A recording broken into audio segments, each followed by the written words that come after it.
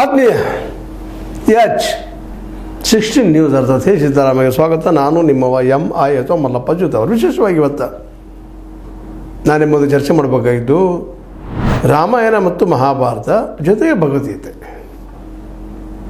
ಇವು ಈ ದೇಶದ ವ್ಯವಸ್ಥೆ ನಿರ್ಮಾಣ ಮಾಡುವಲ್ಲೇ ಆರ್ಥಿಕ, ಸಾಮಾಜಿಕ, ರಾಜಕೀಯ ವ್ಯವಸ್ಥೆ ನಿರ್ಮಾಣ ಮಾಡುವಲ್ಲಿ ಬಹುದೊಡ್ಡ ಪಾತ್ರ ವಹಿಸಿದಾವೆ.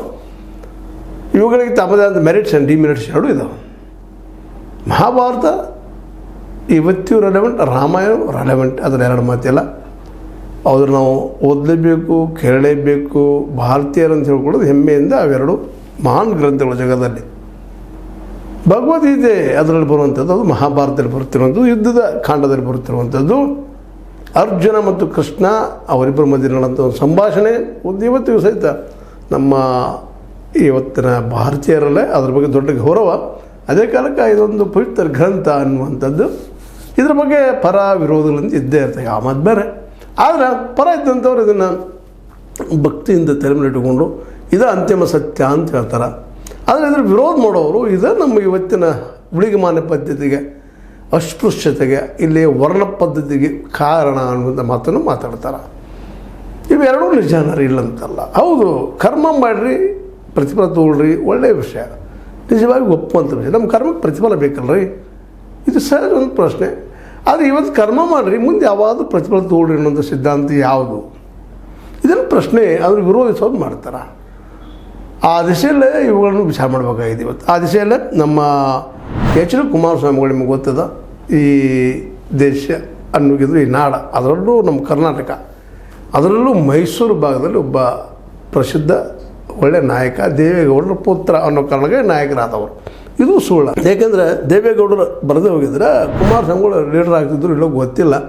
ಆದರೆ ದೇವೇಗೌಡರ ಸಾಹಸ, ದೇವೇಗೌಡರ ಪ್ರಯತ್ನ, ಅದು H.D. ಕುಮಾರಸ್ವಾಮಿಗಳು, ಅವರ ಸಹೋದರ ರೇವಣ್ಣ, ಅವರ ಮಕ್ಕಳು ಎಲ್ಲರೂ ಸಹಾಯ ಅನ್ನೋದು ನಾವು ಈಗಾಗಲೇ ಹಲವು ಸಲ ಮಾತಾಡಿದ್ವಿ. ಅವರಿದ್ದಂಥವರು ಏನಪ್ಪ ಅಂದರೆ ವಿಶೇಷವಾಗಿ H.C. ಮಹದೇವಪ್ಪನವರ ಬಗ್ಗೆ ಒಂದೆರಡು ಮಾತು ಮಾತಾಡಿದ್ದಾರೆ. H.C. ಮಹದೇವಪ್ಪ ಅವ್ರ ಹಳೆಯ ಮಿತ್ರರು.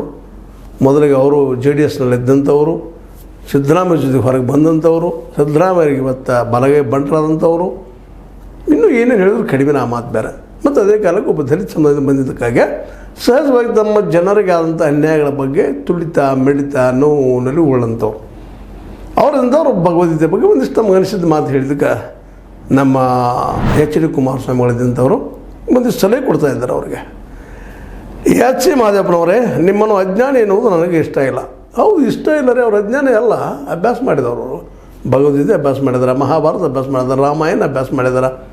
ಅಭ್ಯಾಸ ಮಾಡೋದು ಹಂತಕ್ಕೆ ಒಂದು ನಿಲುವಿಗೆ ಬಂದಿದ್ದಾರೆ. ತಮಗಾದ ಅನ್ಯಾಯಕ್ಕೆ ಮೂಲ ಕಾರಣ ಇವ ಅನ್ನುವಂಥದ್ದು ಅವ್ರ ಅಭಿಪ್ರಾಯ. ಅದು ಪರ್ಮನೆಂಟ್ ಸತ್ಯ ಅಂತಲ್ಲ, ಅವ್ರಿಗೆ ಪರ್ಮನೆಂಟ್ ಸತ್ಯ ಅವ್ರಿಗೆ ಅನ್ನಿಸ್ತದೆ, ಅದು ನಿಮಗೆ ಅನ್ನಿಸ್ಬೇಕಂತ ಏನಿಲ್ಲ. ಆ ದಿಶೆಯಲ್ಲೇ ನನಗೆ ಗೊತ್ತದ ನೀವು ಅಂಥವ್ರಲ್ಲ ಅಂತೇಳಿ, ಅಜ್ಞಾನಿ ಅಲ್ಲ ಅಂತೇಳಿ. ಸಂವಿಧಾನ, ಪ್ರಜಾಪ್ರಭುತ್ವ ಎಂದು ಸದಾ ಜಪಿಸುವ ನೀವು ಭಗವದ್ಗೀತೆಯ ಜೊತೆಗೆ ರಾಮಾಯಣ ಮಹಾಭಾರತ ಓದಿ ಅಂತಲೂ ಸಲಹೆ ಕೊಡ್ತಾ ಇದ್ದಾರೆ ಅವರಿಗೆ. ಅವ್ರು ನಿಶ್ಚಿತವಾಗಿ ಓದಿರ್ತಾರೆ, ತಿಳ್ಕೊಂಡಿರ್ತಾರೆ. H.C. ಮಹದೇವಪ್ಪನವರು ಅವ್ರು ನಿಮ್ಮಷ್ಟು ಓದಿದವರು, ನಿಮಗಿಂತ ಹೆಚ್ಚು ಓದಿದವರು, ಹೆಚ್ಚು ನೋವು ಉಂಡವರು, ಅಸ್ಪೃಶ್ಯತೆಯನ್ನು ಅನುಭವಿಸಿದವರು. ಸ್ವತಂತ್ರವಾದ ಮೀಡಿಯಾಗೆ ಬೇಕಾಗಿರುವುದು ಸ್ವತಂತ್ರ ಧ್ವನಿ. ಆ ಸ್ವತಂತ್ರ ಧ್ವನಿ ಉಳಿಸಲು ನೀವು ಮಾಡಬೇಕಾದದ್ದು ಇಷ್ಟೇ. ಅದೇನಪ್ಪಾ ಅಂತಂತಂದ್ರೆ, ನಿಮ್ಮ ಕೈಲಾದಷ್ಟು ಸಹಾಯ ಈ ಚಾನಲ್ಗೆ ಮಾಡಿ ಹಾಗೂ ನಿಮ್ಮ ಧ್ವನಿಯನ್ನು ಕಾಪಾಡಿಕೊಳ್ಳಿ. ಹಂಗಂದ್ರೆ ಏನು ಅನ್ನೋದನ್ನ ನೀವು ಅಸ್ಪೃಶ್ಯರಾಗಿ ಹುಟ್ಟಿದಾಗ ಗೊತ್ತಾಗ್ತದೆ ನಿಮಗೆ. ಇವತ್ತು ಒಕ್ಕಲಿಗರಲ್ಲಿ, ಲಿಂಗಾಯತರಲ್ಲಿ, ಬ್ರಾಹ್ಮಣರಲ್ಲಿ ಯಾರೂ ಇಲ್ಲ, ನಾವು ಅಸ್ಪೃಶ್ಯರಾಗಿ ಅನುಭವಿಸಿದಾಗ ಗೊತ್ತಾಗ್ತದೆ ಎಷ್ಟು ಕಷ್ಟ ಇರ್ತದೆ. ಅವರು ಅನುಭವಿಸಿದವು. ಅದಕ್ಕೆ ಅವ್ರಿಗೆ ಒಂದಿಷ್ಟು ರಾಮಾಯಣ ಮಹಾಭಾರತದಲ್ಲಿ ಕೆಲವು ಭಾಗಗಳು ಅವ್ರಿಗೆ ಪೇಶಾರ ಅನ್ನೋಗಿದ್ದು ಇವೇ ನಮ್ಮನ್ನು ರಚನೆ ಮಾಡಿದ್ವು. ನಾವು ಶೂದ್ರನಾಗಿ ಮಾಡಿ, ಅಸ್ಪೃಶ್ಯನಾಗಿ ಮಾಡಿದ ಗ್ರಂಥಗಳಿವ. ಅದರೊಳಗೆ ಭಗವದ್ಗೀತೆ ನಮ್ಮನ್ನು ಇವತ್ತು ದುಡ್ರಿ, ನಾಳೆ ಪಗಾರ ತಗೊಳ್ರಿ ಅಂದ್ರೆ ಹೆಂಗೆ ಸಾಧ್ಯ ಅನ್ನೋ ಪ್ರಶ್ನೆ ಮಾಡ್ತಾಯಿದ್ರು. ಇವತ್ತು ಅವ್ರು ಕೇಳೋದ್ರಲ್ಲಿ ತಪ್ಪಿಲ್ಲದ ರೀ. ಹೌದು, ಕರ್ಮ ಮಾಡಬೇಕು ಹೇಳ್ತಾರೆ, ಕರ್ಮ ಸಿದ್ಧಾಂತನೇ ಹೇಳ್ತಾರೆ ಭಗವದ್ಗೀತೆ. ಯಾರು ಇಲ್ಲ ಅಂತಾರೆ ಅದಕ್ಕೆ. ದುಡ್ದು ಊಟ ಮಾಡಬೇಕು, ನಾವು ಪ್ರಾಮಾಣಿಕ ದುಡಿಬೇಕು, ಊಟ ಮಾಡಬೇಕು. ದಾಸೋಹದ ಪದ್ಧತಿ, ದುಡಿದು ಊಟ ಮಾಡಿ ಇನ್ನೊಬ್ರಿಗೆ ಉಣಿಸ್ರಪ್ಪ ಅನ್ನುವಂಥ ಪದ್ಧತಿ. ಕೂಡಿ ಉಣ್ರಪ್ಪ ಅಂತದ. ಇನ್ನೊಬ್ರಿಗೆ ಉಣಿಸ್ರಿ ಅಂತ ಬಂತು, ಇನ್ನೊಬ್ರು ದಾನ ಮಾಡಿರಿ ಅಂತ ಬರ್ತಾರೆ. ಮತ್ತು ಮೈಗಳನ್ನು ತಯಾರು ಮಾಡುತ್ತಾ ಗ್ಯಾಂಗ್ ಶುರುವಾಗ್ತದೆ. ಇದು ಸತ್ಯನ ಸುಳ್ಳಲ್ಲ. ನಾವು ದುಡಿದು ಇನ್ನೊಬ್ರು ಉಣಿಸಿದ್ವು, ನೀವು ದುಡಿದು ಊಟ ಮಾಡಿರಿ ಅಂತ ಹೇಳಿದಾಗ ಬಸವಣ್ಣವರು ಅನುಭವ ಮಂಟಪನ ತಯಾರು ಮಾಡಿಕೊಂಡು ಇಲ್ಲಿ ದುಡಿದು ಊಟ ಮಾಡ್ರಪ್ಪ ಅನ್ನುವಂಥ ಮಾತನ್ನು ಹೇಳ್ತಾರೆ. ಹಿಂದಿಂಗೆ ನಾಳಿಂಗೆ ಅನ್ಲಿಕ್ಕೆ ಹೋಗ್ಬೇಡ ಅಂತ ಹೇಳ್ತಾರೆ. ಇದು ಎಲ್ಲ ಭಗವದ್ಗೀತೆ ಮೇಲೆ ವಿಮರ್ಶೆಗಳೆಲ್ಲ ಇವು. ಅವತ್ತು ಬಸವನಿಗೆ ಅನಿಸಿದ್ದಿದೆ, ಇವತ್ತು ಈ ಶ್ರೀ ಮಹದೇವನವ್ರಿಗೆ ಇರ್ಬೋದು, ಸಿದ್ದರಾಮಯ್ಯ ಅಂತವ್ರಿಗೆ ಇರ್ಬೋದು, ಬೇರೆದವ್ರಿಗೆ ಇರ್ಬೋದು, ಸತೀಶ್ ಅಂತವ್ರಿಗೆ ಇರ್ಬೋದು, ಇವರಿಗೆಲ್ಲರಿಗೂ ಹೌದಪ್ಪ ಇದು ತಪ್ಪಂತ ಅನ್ನಿಸ್ತದೆ. ಹಂಗಂತೇಳಿ ನಾವು ಅವ್ರು ಹೇಳೋದು ಸರಿಯಲ್ಲ ಅಂತ ಹೇಳಿಕ್ಕೆ ಆಗೋದಿಲ್ಲ. ಮತ್ತು ಅವರು ರಾಮಾಯಣ ಮಹಾಭಾರತ ಓದಿಲ್ಲ ಅಂತಲ್ಲ, ರಾಮಾಯಣ ಮಹಾಭಾರತ ಗೊತ್ತಿಲ್ಲ ಭಾರತದಲ್ಲಿ ಮುಷ್ಟಿ ಕಲ್ತವ್ರು ಇಲ್ಲವೇ ಇಲ್ಲ, 0%. ಇನ್ನು ನಾವು ವಿಶ್ಲೇಷಣೆ ಬೇರೆ ಬೇರೆ ಆಗಿರ್ಬೋದು, ನೋಡೋ ದೃಷ್ಟಿಕೋನಗಳು ಬೇರೆ ಇರ್ಬೋದು. ನಾವು ಪೂರ್ವದಿಂದ ನೋಡ್ತಿರ್ತೀವಿ, ನಮಗೊಂದು ರೀತಿ ಕಾಣ್ತದೆ, ಪಶ್ಚಿಮದಿಂದ ಇನ್ನೊಂದು ಕಾಣ್ತದೆ, ಮ್ಯಾಲಿನಿಂದ ಇನ್ನೊಂದು ಕಾಣ್ತದೆ, ಕೆಳಗಿಂದ ಇನ್ನೊಂದು ಕಾಣ್ತದೆ, ಎದುರಿಗೆ ಬಂದಾಗ ಮತ್ತೊಂದು ಕಾಣ್ತದೆ. ಒಬ್ಬ ವ್ಯಕ್ತಿನೇ ಇವತ್ತು ಅಪ್ಪ ಅಕ್ಕನ, ಮಗ ಅಕ್ಕನ, ಮೊಮ್ಮಗ ಅಕ್ಕನ, ಅಜ್ಜ ಅಕ್ಕನ, ಗಂಡ ಅಕ್ಕನ, ಮಗ ಅಕ್ಕನ, ಒಬ್ಬ ವ್ಯಕ್ತಿ. ಹಂಗಿಲ್ಲ, ಭಗವದ್ಗೀತೆಯನ್ನು ನಾನಾ ಜನ ತಾವು ಹೆಂಗೆ ಅನುಭವಿಸಿದಾರೆ ಆ ರೀತಿ ನೋಡ್ತಾರೋ. ಅದಕ್ಕೆ ನೀವು ಓದ್ರಿ ಮಾಡ್ರಿ ಅಂತ ಹೇಳಿದ್ರಲ್ಲ, ಭಾಳ ಸಂತೋಷ. ಓದಿದಾರ ನಾವು ತಿಳ್ಕೊಂಡಿದ್ವಿ. ಅದಕ್ಕಿಂತಲೂ ನೀವು ಭಗವದ್ಗೀತೆಯಲ್ಲಿಯೇ ಈ ಅಸಮಾನತೆಯನ್ನು ಹೇಳುವಂಥ ವಿಷಯಗಳ ಬಗ್ಗೆ ನೀವು ವಿಚಾರ ಮಾಡುವಂಥದ್ದು ಭಾಳ ಮಹತ್ವದ. ಬಸವಣ್ಣನ ನೀವು ಬದಲಾವಣೆ ಮಾಡ್ಕೊಳ್ಳುವಂಥದ್ದು ಭಾಳ ಮಹತ್ವದ. ಇನ್ನೊಬ್ರು ನೀವು ಓದ್ರಿ, ನೀವು ಸ್ವತಃ ಓದ್ಕೊಂಡು ಬದುಕಿ ತರುವಂಥದ್ದು ಭಾಳ ಮಹತ್ವದ. ಯಾವ ರೀತಿಯಾಗಿ ಹಿಂದೆ ನಾವು ಇದರ ಅರ್ಥ ನಾವು ಏನಪ್ಪ ಅಂದರೆ ಮೀಸಲಾತಿಯನ್ನು ಪ್ರಪೋಸ್ ಮಾಡ್ತೀವಿ ಅಂತಲ್ಲ, ಅನಿವಾರ್ಯದ ಈ ದೇಶಕ್ಕೆ ಮೀಸಲಾತಿ.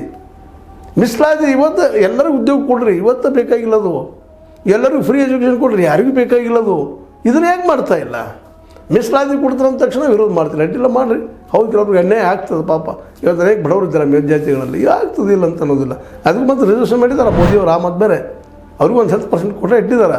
ಮೇಲ್ಜಾತಿಯ ಬಡವರಿಗೆ 10% ಇಟ್ಟಿದ್ದಾರೆ. ತಲೆಯಲ್ಲಿ ಇರಲಿದ್ದಲ್ಲ. ಇದೆಲ್ಲ ಇದ್ದಾಗ ಈ ಒಂದು ದಿಶೆಯಲ್ಲೇ ನಮ್ಮ ಶ್ರೀ ಮಹದೇವಪ್ಪನವ್ರಿಗೆ ನೀವು ಈ ರೀತಿ ಸರಿ ಕೊಡೋದು ಎಷ್ಟು ಮಟ್ಟಿಗೆ ಯೋಗ್ಯ ಅನ್ನುವಂಥದ್ದು. ಯಾಕಂದ್ರೆ ನಾವು ಇನ್ನೊಬ್ರಿಗೆ ಹೇಳೋಕ್ಕಿಂತ ಪೂರ್ವದಲ್ಲೇ ನಮ್ಮನ್ನು ನಾವು ವಿಮರ್ಶೆ ಮಾಡ್ಕೋಬೇಕಾಗಿತ್ತು. ನಾವು ಎಷ್ಟು ಮಟ್ಟಿಗೆ ಬಸವಣ್ಣವ್ರು ಹೇಳಿದಂಗೆ, ಭಗವತಿ ಹೇಳಿದಂಗೆ ನಡ್ಕೊಳ್ತಾ ಇದ್ದೀವಿ. ಭಗವದ್ಗೀತೆಯಲ್ಲದ ಕರ್ಮ ಎಲ್ಲರೂ ಸಿಗುವಂಗೆ ಆಗಲಿ ಅಂತೇಳಿ ಎಲ್ಲರಿಗೂ ಉದ್ಯೋಗ ಸಿಗ್ತಪ್ಪ ಅಂದ್ರೆ ಸಹಜವಾಗಿ ಯಾವ್ಯಾಗ ಇದಕ್ಕೆ ಹೇಳ್ತಾರೆ, ಮೀಸಲಾತಿಗೆ ಹೇಳ್ತಾರೆ ರೀ. ಇವತ್ತು ಉದ್ಯೋಗಗಳು ಇಲ್ಲ, ನಿರುದ್ಯೋಗ ಸಮಸ್ಯೆ ಅಷ್ಟಾಗಿದೆ. ಎಲ್ಲ ಕಡೆ ಭ್ರಷ್ಟಾಚಾರ, ದುಡ್ಡು ಕೊಟ್ಟ ಕೆಲಸ ಆಗುವಂಥವು. ಸರ್ಕಾರಿ ನೌಕರಿಗಳಂತ ಇವತ್ತು ದುಡ್ಡು ಕೊಟ್ಟರೆ ಅಷ್ಟೇ ಅನ್ನೋಂಥ ಪರಿಸ್ಥಿತಿಗೆ ನಾವು ಬಂದಿದ್ದೀವಿ. ಇವೆಲ್ಲ ನೆಲೆಗಟ್ಟಿನೆಲ್ಲ ಒಂದಿಷ್ಟು ರಿಸರ್ವೇಷನ್ ಮಾಡೋದನ್ನು ಕೆಲವು ಮಂದಿಗೆ ಅನುಕೂಲ ಆಗ್ತದೆ. ಹಾಗಂದರೆ ಪೂರ್ತಿ ಎಷ್ಟು ಜನಕ್ಕೆಲ್ಲ ಒಳ್ಳೇದಾಗಿದ್ದು, ಎಷ್ಟು ಜನಕ್ಕೆಲ್ಲ ಒಳ್ಳೇದಂತಿಲ್ಲ. ಅಲ್ಲೂ ಬಡವರು ಇದ್ದಾರೆ, ಇನ್ನೂ ನೋವು ಅನುಭವಿಸ್ತಾ ಇದ್ದಾರೆ. ಎಲ್ಲೋ ಕೆಲವು ಅಲ್ಲೂ ಸಹಿತಲ್ಲಿ ಬುದ್ಧಿವಂತರ ಅದು ಉಪಯೋಗ ಸದುಪಯೋಗ ದುರುಪಯೋಗ ಮಾಡ್ಕೊಡ್ತಾ ಇದ್ದಾರೆ. ಎಲ್ಲ ಕಡೆ ಇದ್ದಂಥದ್ದು. ಮತ್ತು ಎಷ್ಟೋ ವಿಷಯಗಳಲ್ಲಿ ಅವ್ರು ಪೂರ್ಣ ಪ್ರಮಾಣದಲ್ಲಿ ಇವ್ರು ನೀಡಿದಂಥ ಮೀಸಲಾತಿ ಮುಟ್ಟದಲ್ಲ ಅಂತ ಅನೇಕ ಅಸ್ಪೃಶ್ಯರಲ್ಲಿದ್ದಾರೆ. ಇದ್ರ ಬಗ್ಗೆ ನೀವು ಅಭ್ಯಾಸ ಮಾಡಬೇಕಾಗಿದೆ. ಕೇವಲ ಇನ್ನೊಬ್ರಿಗೆ ಬುದ್ಧಿ ಹೇಳೋದು ನಾವು ಸ್ವತಃ ಎಚ್ಚರಿಕೆ ಭಾಷೆಗಳು ಆ ದಿಶೆಯಲ್ಲಿ ವಿಚಾರ ಮಾಡುವಂಥದ್ದು. ಮತ್ತು ಸಮಾಜ ರಚನೆಯಲ್ಲೇ ಮಹಾಭಾರತ ರಾಮಾಯಣ ಒಳ್ಳೆ ಪಾತ್ರ ವಹಿಸಿದಾವೆ. ಆ ಪಾತ್ರಗಳನ್ನು ನಿರ್ದಿಷ್ಟವಾಗಿ ಹೇಳುವಂಥ ಕೆಲಸಗಳು ನಮ್ಮಿಂದ ಆಗಬೇಕಾಗಿದೆ. ಆ ಕೆಲಸ ಕುಮಾರಸ್ವಾಮಿಗಳು ಮಾಡಬೇಕು. ಜೊತೆಗೆ ಅದು ಸದಾ ಟೀಕಿಸುವಂಥ ಸಂವಿಧಾನ ಹೌದು, ಪ್ರಜಾಪ್ರಭುತ್ವ ಶ್ರೇಷ್ಠ ನಾವು ಎರಡು ಮಾತೇ ಇಲ್ಲ. ಬರೀ ಅದೊಂದು ಹೇಳೋದಂದ್ರೆ ಇದ್ರ ಬಗ್ಗೆ ಓದಿ ಇವೆಲ್ಲ ಒಳ್ಳೆ ಇದ್ದಿದ್ದನ್ನು ಇವರು ಹೇಳಬೇಕಾ. ಶ್ರೀ ಮಹದೇವಪ್ಪನವರಾಗಿರ್ಬೋದು, ಸಿದ್ದರಾಮಯ್ಯನವರಾಗಿರ್ಬೋದು, ಮತ್ತೊಬ್ಬರಾಗಿರ್ಬೋದು, ಮಹಾಭಾರತದಲ್ಲಿಯ ಪಾತ್ರಗಳಲ್ಲಿ ಒಳ್ಳೆತನಗಳನ್ನು ಅದನ್ನು ಹೇಳಬೇಕು. ಎಷ್ಟು ಮಟ್ಟಿಗೆ ಹೇಳಿದಪ್ಪ ಮಹಾಭಾರತ ಎಷ್ಟು ನಮ್ಮನ್ನು ಪರಿವರ್ತನೆ ಮಾಡಿದ, ರಾಮಾಯಣ ನಮಗೆ ಎಷ್ಟು ಪರಿವರ್ತನೆ ಮಾಡಿದ ಅನ್ನುವಂಥದ್ದನ್ನು ಅದು ಸಹ ಹೇಳಬೇಕಾಗಿದೆ. ಅದು ಮೇಲ್ಜಾತಿಯವ್ರು ತಮ್ಮ ಬೇಕಂದ್ರೆ ಅನಾಲಿಸಿಸ್ ಮಾಡಿಕೊಂಡು ತಾವು ದೇವರು ದೈವತ್ವ ಏನು ಮಾಡ್ಕೊಂಡು ಅದನ್ನು ಸದುಪಯೋಗ ಅವ್ರು ಮಾಡ್ಕೊಂಡಿದ್ದಾರೆ, ದುರುಪಯೋಗ ಅಸ್ಪೃಶ್ಯರನ್ನು ಮಾಡಿದ್ದಾರೆ. ಅದು ಅಷ್ಟು ಸತ್ಯಗಳಿಲ್ಲ ಇವು. ಇದ್ರ ಬಗ್ಗೆ ಅಭ್ಯಾಸ ಮಾಡೋದು ಇವತ್ತು ಎಲ್ಲರಿಗೂ ಅನಿವಾರ್ಯ ಅದ. ಅದರಲ್ಲೂ ಕುಮಾರಸ್ವಾಮಿಗಳಿಗಂತ ಭಾಳಷ್ಟು ಅನಿವಾರ್ಯ ಅದ. ಮತ್ತು ಈಗಾಗಲೇ ಅವ್ರು ತಮ್ಮ ಮಕ್ಕಳನ್ನ ಯಾವ ರೀತಿ ಬೆಳೆಸ್ತಾ ಇದ್ದಾರೆ ಅವ್ರಿಗೆ ಬಿಡಿಸಿ ಹೇಳಬೇಕಾಗಿಲ್ಲ. ಒಬ್ಬ ಮಗ ಅಂತೆ ಅಣ್ಣನ ಮಗ ಇವತ್ತು ಎಲ್ಲಿದ್ದಾನೆ, ಏನು ಮಾಡಿದ ಅನ್ನುವಂಥದ್ದು ಜಗಜ್ಜಾಗಿರ ಆದಂಥ ವಿಷಯಗಳಿದ್ದಾವೆ. ಇದಕ್ಕೆಲ್ಲ ಕೇವಲ ಏನಪ್ಪ ಅಂತಂದ್ರೆ ನಾವು ಟೀಕೆ ಮಾಡ್ತಲ್ಲ, ಇವೆಲ್ಲ ನಾವು ಬೆಳೆಸಬೇಕಾಗಿದ್ದನ್ನು ಉಳಿಸ್ಬೇಕಾಗಿದ್ದು ಕಲಿಬೇಕಾಗಿದ್ದು. ನಾವು ನಮ್ಮ ಮಕ್ಕಳನ್ನ ಯಾವ ರೀತಿ ಬೆಳೆಸಬೇಕು, ಅದೇ ಕಾಲಕ್ಕೆ ಸಮಾನತೆ ಹೆಂಗೆ ತರಬೇಕು ಅನ್ನೋದು ವಿಷಯ ಎಲ್ಲ. ಮತ್ತು ಭಗವದ್ಗೀತೆಯ ಮೆರಿಟ್ ಡಿಮೆರಿಟ್ ಎರಡು ಹೇಳ್ತಾ ಭಗವದ್ಗೀತೆ ನಮ್ಮೊಳಗೆ ತೆಗೆದುಕೊಳ್ಳುವಂಥ ಪ್ರಯತ್ನ ಆಗಬೇಕಾಗಿದೆ. ಕಮ್ಯುನಿಸಮ್ದಲ್ಲಿ ನಾವು ಈಗಾಗಲೇ ವಾದ ಸಾಕಷ್ಟು ಮಾಡಿದ್ವಿ. ಕಮ್ಯುನಿಸಮ್ದಲ್ಲಿ ಉಗ್ರವಾದವನ್ನು, ಕೊಲೆಯನ್ನು, ಅದು ಬಂದೂಕನ್ನು ತಿರಸ್ಕಾರ ಮಾಡೋದು. ಅದು ಒಳ್ಳೆತನ ಆಯ್ತಲ್ಲ, ಸಮಾನವಾಗಿ ಬದುಕು ಅನ್ನೋಂಥದ್ದು ಅದನ್ನ ಸ್ವೀಕಾರ ಮಾಡಬಾರ್ದು. ಭಗವದ್ಗೀತೆಯಲ್ಲಿ ಕರ್ಮ ಮಾಡ್ಬೇಕಂಥದ್ದು ಮಾಡೋದಷ್ಟೇ ಕಲೀರಿ. ಪ್ರತಿಫಲ ಯಾವಾಗ ಕೊಡ್ತಂದ್ರೆ ಏನಿದ್ರ ಅರ್ಥ? ಅದರ ಅರ್ಥ ಏನಪ್ಪ ಅಂದ್ರೆ ಈ ಜನ ದುಡಿ ಮುಂಜಾನೆ ಊಟ ಮಾಡೋದ್ರೆ ಇದರ ಅರ್ಥ ಏನು? ಇಂಥವೆಲ್ಲ ಸಿದ್ಧಾಂತ ಬರೋದ್ರಿಂದಾಗಿ ಅದನ್ನು ಕೆಲವರು ಜನ ವಿರೋಧ ಮಾಡ್ತಾರೆ. ಬಹುಸಂಖ್ಯಾತರು ವಿರೋಧ ಮಾಡ್ತಾರೆ ಅದನ್ನು. ಅದಕ್ಕೆ ಕಾರಣ ಇಷ್ಟ ಅಸಮಾನತೆ ಬೋಧಿಸ್ತದೆ ಅನ್ನೋ ಕಾರಣಕ್ಕಾಗಿ. ಇದು ಸುಳ್ಳಿದ್ರೆ ಓಪನ್ ಸ್ಟೇಟ್ಮೆಂಟ್ ಕೊಡಲಿ ನಮ್ಮ ಎಚ್ ಡಿ ಕುಮಾರಸ್ವಾಮಿಗಳು. ಹೌದು ಎಲ್ಲ ಸುಳ್ಳು ಹೇಳ್ತಾ ಇದ್ದಾರೆ ಇವರು ಅಂತೇಳಿ ಅದ್ದಾರು ಮಾಡಲಿ. ವಿರೋಧಕ್ಕಾಗಿ ವಿರೋಧ ಸರಿಯಾಗಿ ಮಾಡಲಿ. ಸುಮ್ಮನೆ ಎಲ್ಲರಿಗೂ ಹೆಲ್ಪ್ ಮಾಡ್ತೀವಿ, SST ರಿಸರ್ವೇಷನ್ ಕೊಡ್ತೀವಿ, ಅವ್ರಿಗೆ ಕೊಡ್ತೀವಿ, ಇವ್ರಿಗೆ ಕೊಡ್ತೀವಿ, ಮುಸಲ್ಮಾನರು ನಮ್ಮವ್ರ ತಿಳ್ಕೊಕೊಂಡು ಅವ್ರು ವಿರುದ್ಧ ಮಾಡುವಂಥ ಕೆಲಸಗಳು ಮಾಡೋಕ್ಕಿಂತಲೂ ಪ್ರಾಮಾಣಿಕವಾಗಿ ಹೇಳಲ್ಲ. ನಾವು ಈಗೇನು ವಾದ ಮಾಡಿದ್ದೀವಿ, ಇದು ಸುಳ್ಳೇನು, ಇದಕ್ಕೆ ಉತ್ತರ ಕೊಡ್ತಾರೆ ಕುಮಾರಸ್ವಾಮಿಗಳು ಮತ್ತು ಇನ್ನುಳಿದವರು ಅಂತ ಹೇಳ್ತಾ.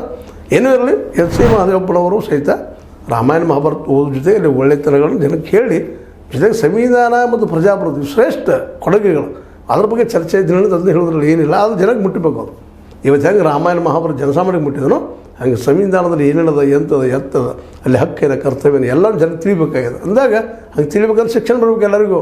ಎಚ್ ಸಿ ಮಾದೇವಪ್ಪನವರು ನಿಮ್ಮ ಸಿದ್ದರಾಮಯ್ಯರಿಂದ ಹೇಳಿಸೆ ಅಟ್ಲೀಸ್ಟ್ ಕರ್ನಾಟಕದಲ್ಲಿ ಆದರೂ ಹೈಯರ್ ಎಜುಕೇಷನ್ ತನಕ ಫ್ರೀ ಎಜುಕೇಷನ್ ಮಾಡಿರಿ, ಅಟ್ಲೀಸ್ಟ್ ಪಿ ಯು ಸಿ ತನಕ ಮಾಡಿರಿ. ಕೇಜ್ರಿವಾಲ್ ಮಾಡಿದಂಗೆ ಎಲ್ಲರಿಗೂ ಫ್ರೀ ಎಜುಕೇಷನ್. ಈ ಪ್ರೈವೇಟ್ ಶಾಲೆಗಳೆಲ್ಲ ಬಂದ್ ಮಾಡೋಕ್ಕಿಂತ ಇವು ಚೆನ್ನಾಗಿ ಮಾಡಿ ಸ್ಕೂಲ್ಗಳು ಎಲ್ಲ ಕಡೆ.